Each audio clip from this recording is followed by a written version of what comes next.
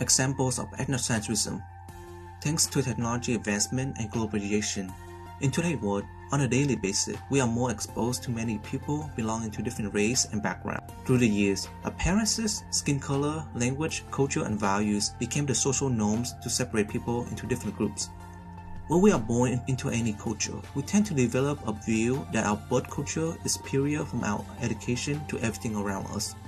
We grew up with a culture, custom, values, and behavior from people around us. And because of this, when we see a different set of custom and traditions from other cultures, we sometimes fail to understand and acknowledge that unique nature of other cultures. We tend to compare, evaluate, and even judge from our point of view. From the anthropologic view, this is called ethnocentrism. So what is ethnocentrism? Ethnocentrism is judging another culture based upon the values and standards set in one's own culture. In other words, your worldview is based on beliefs, assumptions, expectations, and values shaped by your own cultures, language, behavior, customs, values, religion, etc. You judge others according to that biased worldview, rather than being open to other worldviews. In a way, it is a form of bias, where we tend to immediately judge another culture as bad or wrong based upon their action, if their values are not aligned with our own culture beliefs. From an academic view, ethnocentrism has both of its advantage and disadvantage. Advantage is enables us to develop love for the nation and beliefs in its culture, tradition, and values. It generates pride and self-confidence among the people of the group. It defines social standard and behavior of the group is expected to follow, thus creating a feeling of belonging and unity. Disadvantage: blind faith in one culture, disliking or making false judgments on other cultures. Discrimination towards others on the basis of differences in beliefs. Though not always so, in the recent years, the concept of ethnocentrism has gained more negative tone due to discrimination on ethnic grounds. History has shown us how it can have tragic consequences if it's not controlled. Does this concept seem familiar to you? Even though we deny it, most of us are ethnocentric in some part of our lives, some not even realizing that we are being ethnocentric at that moment. Let me show you some examples of ethnocentrism to help you understand it better.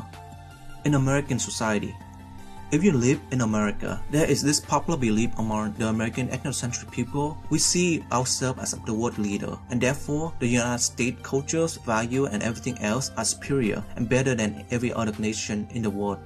This belief has led to political interference and control in other countries, leading to misunderstandings and miscommunication between different countries in the world.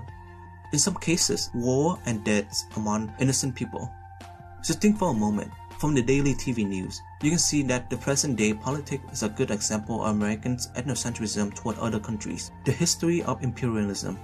According to Webster Dictionary, imperialism is defined as policy or practice by which a country increases its power by gaining control over other areas of the world. The most famous example of it would be European imperialism, where European countries believe that other areas of the world, such as Africa, North and South America, India, etc., are uncivilized and undeveloped countries with savages and barbarians. How ethnocentric work in the case of European imperialism is that during that period of time, they believe they are more superior, more civilized, and more developed than other countries, which is why they saw it as necessary to establish colonies to control and to educate these places in order to help them rise up to their own cultural standard. Ethnocentrism in school. If you grew up in a developed first world nation, you will mostly spend the first 2 decades of your life in school. Ethnocentrism can be witnessed in schools across the world through the curriculum and cultural education reinforcement. From the start, children are taught about their country through history and traditional values and customs, which might lead them to develop prejudice and bias against other countries in the future. Many experts agree that some curriculum like history, civic, and economic focus more on major developed countries while ignoring the underdeveloped countries. Sometimes, unintentionally, the curriculums will be discriminatory toward minority communities that do not share the common cultural norms and values, which leads to negative ethnocentrism effect where the students belong to minority communities can feel sidelined, targeted, or ignored in school. Terrorism and hate crimes. To think that your culture is better than others and judge other culture based on your culture's value and tradition is a negative example of ethnocentrism. When one religion or community believes that it is superior and better than any other religion or community, it can lead to hate crime and terrorism violence. Due to ethnocentric beliefs, many people are blindsided from seeing things from another perspective. Just because another community or religious group do something that yours doesn't make it inferior to yours.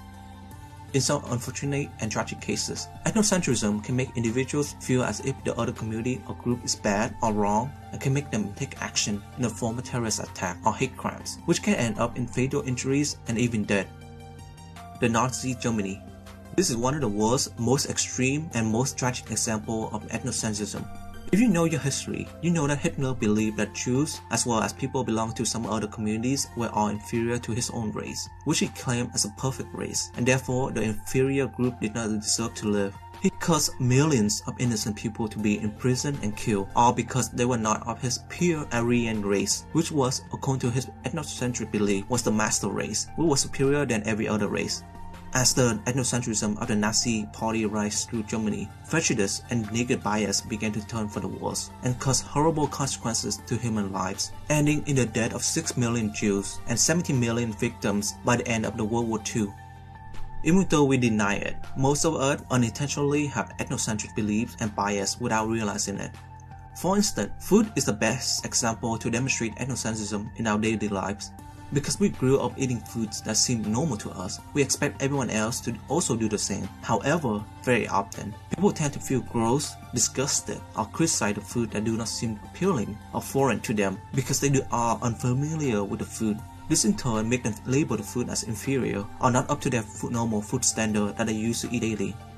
A good example of this is probably chicken feet. For the Western people, they might think it's gross and unappealing to eat chicken feet, but according to Chinese and other Asian groups, chicken feet are a delicate cuisine food in their culture that many people like and enjoy eating. Another example of ethnocentrism in a regular daily life is fashion. As an American, I think we are very liberal and free-spirited within the clothing fashion. However, when we see someone else who would dress in a different fashion style that we do not know or understand, we tend to develop a biased judgment against them. I am sure you have said or think something along this line in your head before. What is she or he wearing? That looks weird on him or her. I will never wear that. In this situation, we have ethnocentric belief that our fashion tastes and standards are better than the other person, and in rare cases, for some people, they believe they are much better than the other person just because of the fashion style. I hope you guys learned something new from this video. Please let me know what your thoughts on ethnocentrism and how it affects your life. Let me know by commenting down below. Thanks for watching. For more video, click here to subscribe, and I will see you again on the next video.